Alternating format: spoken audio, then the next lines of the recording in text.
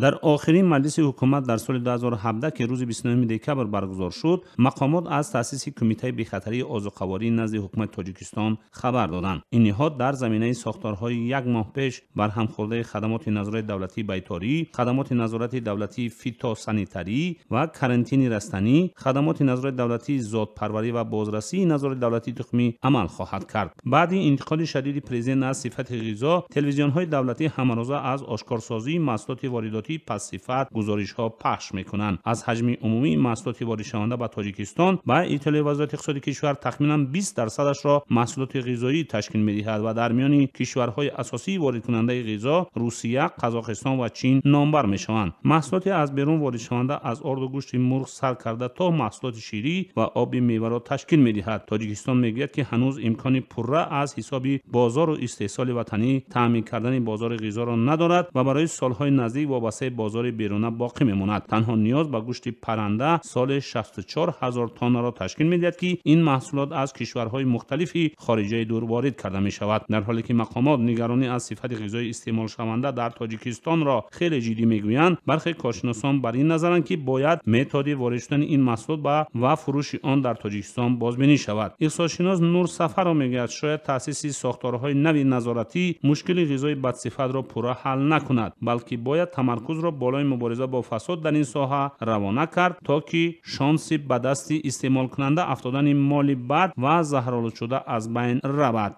از نظر کارشناسان دیگر برای بهاگذاری درست به صفت محصولات غذایی وارد شونده به کشور، سطح کسبی متخصصان مسئول هم باید موافق به این طلبات باشد. عبدالملک قادرov یک تحلیلگر دیگری تاجیک میگوید سطح حرفه‌ای کارمندان نهادهای نظارتی و معاش شایسته آنها میتواند برای انجام کسبی کار آنها مساعدت کند.